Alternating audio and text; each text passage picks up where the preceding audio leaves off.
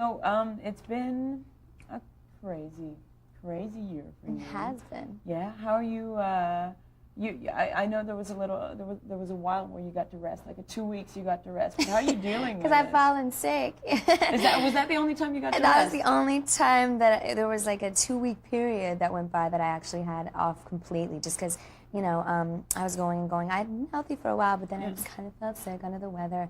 And I just got right back up again, and it's good to be back on the road now. But we're having a lot of fun, so it's cool. But yeah, not much time to rest lately. Seriously? You know, working on 3 albums and headlining the tour, and there's a lot of projects going on right now, but this should be good. Working on 3 albums, I like that. Yeah. You just say that like there's nothing to it. Working on 3 albums. Spanish album? Yeah, the Latin record, it should be out in the fall. And then there's the Christmas record due out later this year, which we're trying to wrap up, but it's so hard. It is such a tight schedule, you know, between recording dates and you know, the touring in general. And then on the side, you know, we're trying to get ideas and whatever for the follow-up to the debut, the second album in general. So. But it's good that you're not, you know, in a rush to get it out, because usually, you know, because of the success of one and this one going, you know, 6 times or 7 times platinum, whatever, some people would think that you'd be hurried to get it out, but you're not going the traditional like pop artist way. You're just doing, okay, I wanted to do a Latin album, I wanted to do other stuff. Just giving different tastes of myself in other ways, and then in the meantime, you know, we'll get to that point, you know, but I really want to make sure that we get the right songs and the right producers, and that I get a chance to write myself, and that it's just something totally different than the first record. It'll still be pop, but with a lot of different experimentations with other musics too. So. Well, just looking at you from a year ago and now, at what I've seen in shows and interviews and stuff, it seems like you've kind of outgrown this, or you know, you're like. Well, I mean, being 17 years old, coming aboard to record a record, of course, everything's new, and you've got your own ideas, but you're battling against, you know, people that are 20 years your senior in the business for your own say and whatnot. So, I mean, it's almost been a year now. Well, it has been a year since the release of Genie in a Bottle, my first single. So every day, you know, with this crazy schedule and traveling the world, basically, you know, I grow, and I've learned a lot, you know, having new different things thrown at me every day. So. I think vocally I've been able to grow and better my skills a little bit, and performance-wise, and just, you know, everything I think for every artist gets a little better when you get the more practice. You know, and when you get to play the songs live too, they take on another dimension. And you learn more about yourself as an artist, having to answer questions about yourself every day, basically. All the time. So it's been a cool growing experience for me. And the second record, it'll have a lot of more personal insight to it, I think, for sure. A lot of times a sophomore album, when an artist has a lot of success, the album seems influenced or inspired by all the success and all the events that happen in a really, you know, rapid span. What else is going to be influencing you? What else do we not know about that's going to be inspiring for this record? It'll be a surprise. But I mean, over the past year, a lot of things have happened to me. Of course, success-wise, but also personal-wise too. I mean, I've grown a lot. I actually fell in love over the past year too, for the first time. Oh, really? So having that happen to me for the first time was like, wow. You know what I mean? I've never felt that strongly about anybody before. So, you know, taking those experiences into play, and even experiences from my past. You know, getting a lot of fan mail. I hear firsthand about a lot of teens who are going through different situations, different concerns of your fans and stuff. And they're the same situations. You know, everybody thinks that, you know, a celebrity's life or whatever is so perfect, and it's so not. Behind the scenes, it's so not glamorous, and it's a lot of hard work and a lot of pressure. And we've gone through our own hard times to get here where we're at today. So I want to put in a little bit of my own personal anguish. Personal anguish.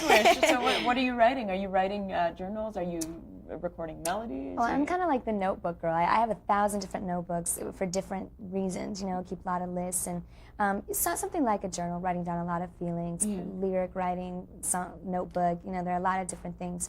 But I just store a lot of different parts of me in them. So so it's cool. I'm going to just kind of combine all that, and you'll hear it in the next record. Yeah, you think it's going to be more R&B tinge, more dancey, more soul? It'll definitely have a lot more soul on it, I think. Just letting myself come out a little more is what it's just going to do. You know what I mean? Going a little bit more R&B, going sometimes a little bit rock. You know, it'll definitely be a fun You're a rock record. chick too?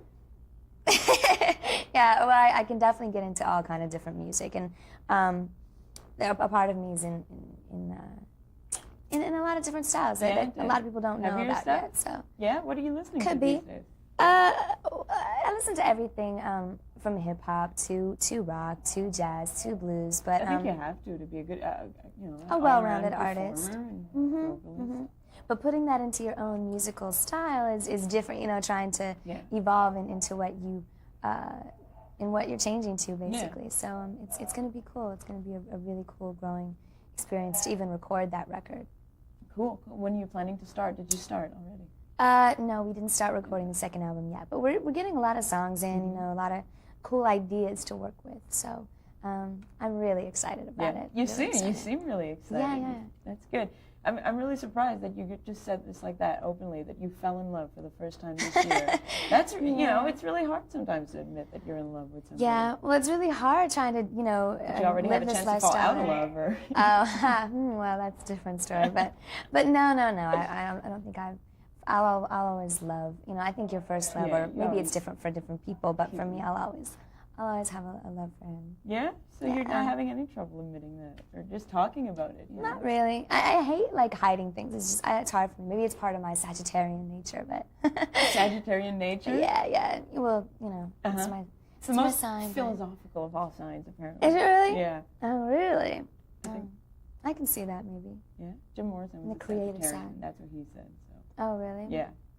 You're just taking his word for it? I'm just taking his word for it. It's on a live recording. He says it, so I'm saying, you know. I can see that. Yeah, cool. So, what's for the fans in Montreal that don't get to see the show tonight? What's the set like? If you want to describe really it, or you know, we'll the come music to you and guys the sometime. atmosphere. And the... It's well, I'm taking all my dancers, a couple females, 4 guys, and all the live band, and got really, really cool costume changes, few surprises. Doing a rock cover, actually, of an older song, an Etta James cover, blues singer, old blues singer. So, I mean, things that I love, and showing different sides of that. On some of the dates, you know, we'll be giving you a little bit of a Latin side, too. And the whole show, I think, it opens with a very Arabian kind of Genie-esque feel, opening with Genie in a Bottle, actually, and proceeding on through a number of songs. Different variations, a new version of Come On Over, which is my next single, which I'm really excited about. Yeah, where I'm like, remixed it. Yeah, we did. I'm giving you a little bit of rap in it, too. I'm like rapping, so the pop girl raps. The pop girl raps? The pop girls are rap, too? No, but you it's a lot of different stuff, and an edgy feel, too, with a DJ, and just a lot of different Oh, yeah, you got cool a DJ elements. there, too? Yeah, totally. Pretty cool. So you got the whole live band happening. Wow, I'm excited. Thank you. Excited about the show. So tell me about the Latin stuff, the Latin record. The Latin record, I took a couple weeks and I went to Miami, where I worked with Rudy Perez, who pretty much produced the whole record. And it was really, really cool. I love being around that kind of environment, you know, a Spanish-speaking environment and all. You know, I grew up hearing the language, and before I even had recorded my first debut record, I told the label I want to record a full Latin record. So that totally gave me the opportunity. And, you know, everything is in Spanish, translating some of my songs from my debut record into Spanish. And it gives it a whole different feel, too, when it's translated over. Also, we're trying to explore new grounds, too, sort of mixing the Latin of maybe a Mark Anthony track with the soul and R&B track of Destiny's Child. Oh, so wow. it's cool. It's sort of combining and experimenting with new things altogether. So there'll be a lot of cool surprises on that record. It's cool that you mentioned Mark Anthony, because of the Latin gang, or whatever, the Latin posse that was out this year, he was the only one that truly really explored his Latin roots, more so, I guess, than Ricky Martin or Jennifer Lopez, who really stayed on the pop side. So you're doing the Latin musical stuff as well as the language. Oh, totally, like salsa beats. And, cool. Exactly. Yeah. There'll be a lot of cool stuff. Why was it important for you to do an album in Spanish? Well, I mean, again, as I said, you know, going to the record label, and I've been really influenced. I used to sing in Spanish when I was younger and everything. Oh, yeah? So, yeah, totally. So I knew one day I'd grow up and do my own kind of Latin thing, make my grandparents proud. Sure. And what about, you were talking about doing the Etta James cover, but you actually recorded with her, right? Or you are going Scheduling to? didn't work out, Oh, no. and unfortunately we didn't get to do that together. But I recorded with Dr. John, who's also a legend and New Orleans the guy. blues department. Yeah, totally. You're familiar with him. So he was really cool. We just went into the studio and we totally just did the live band thing, live take after take, just in the studio, like just less than probably 10 takes, 5 or 6, and we were done. We just went through it. It was cool. It was a real live feel, live recording. Yeah, definitely. So is it going to be on a duets album? Is it going to be on a... It's going to be on my Christmas record. Okay. It was Merry Christmas Baby. Oh, okay. So kind of a bluesy Christmas song. Who else is on the duets album? Who else is on the duets album? The duets album or the Christmas album? Well, the Christmas album, that's what I mean. Well, we did a duet with Luis Fonsi, who's from Puerto Rico, who's he's on the Spanish record. But Dr. John is the only one on the Christmas record so far that I know. But we've got choirs and different people coming on. Mm-hmm. So you're all over the place, recording this, recording that. How do you keep track of everything? Just staying focused and just loving it, first of all, helps. You know what I mean? I mean, if I it's your didn't passion, love doing it, then I don't think I'd be able to survive it. But I'm having a great time. Yeah, and it's your career as well. I know this tour has some kind of involvement with youth action and youth empowerment groups, right? And you're very young, but you've been working on your career since you were, still even younger, a teenager. You're only 19 or 20, right? 19. And, kids that are 15, 16 coming out of high school are being recruited by software companies.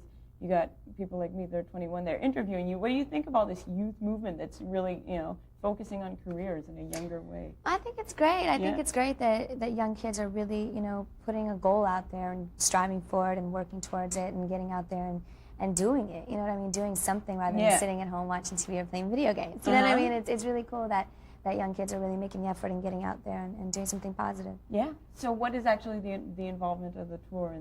The tour? Yeah. We put together this project. Sears and Levi's is sponsoring, so we put together the Come On Over, Do Something project. Come On Over coming from the single name. Yeah. And so sort of an invitation to do something, and that would be where it's a whole project put together where kids can actually pick from a long list of things, causes such as racism, domestic violence, child abuse, helping the environment, recycling, whatever it may be that could help better their community. Do something. Yeah, they pick a project and they go for it. And Sears and Levi's, if you log on to levi.com or christina-a.com, they're giving away $500 bonds to help your cause, whatever it may be. So wow. It's a whole contest thing going on. So if you want to get involved, I think it's a positive thing to do. Yeah. Do you see the effect on your fans?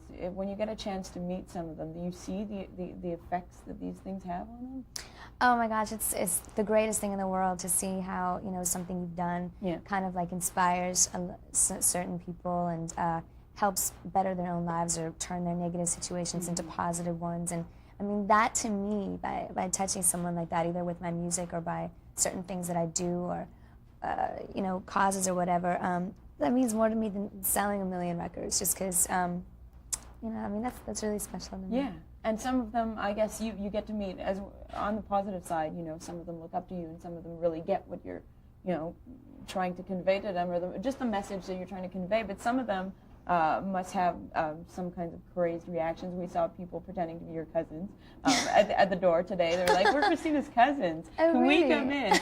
Do you have to deal with those too? Yeah, there's a lot of crazy elements to every positive thing you see. That's what I said. Behind the scenes, it's really crazy. So it's a lot to deal with, and the tabloids and the gossip and those made-up stories that are negative and sometimes can be hurtful, and then sometimes you want to laugh at it, but in the end, it makes you a stronger person. Speaking of tabloids, okay, I was looking at the newsstand this morning in the airport, okay, and so out comes Rolling Stone cover right there on the newsstand, and then right next to it, woo! Total battle. Right next to it on the newsstand. That's funny. Yeah. That's really funny. Is it? So, what's your question? I don't know what's my question. My question was, what's your reaction, I guess?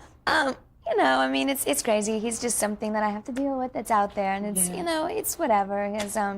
his whole thing, he did it for whatever reason, to be taken more seriously and to separate himself from the whole teen pop thing. But it's a weird thing, because you and him are in kind of the same situation, being public people, being people that get, gossiped about a lot, and he just, I don't know, he took it. If anything, you're fighting against it. You know what I mean? It's like, whatever. We're not even doing the same kind of music, so. Yeah.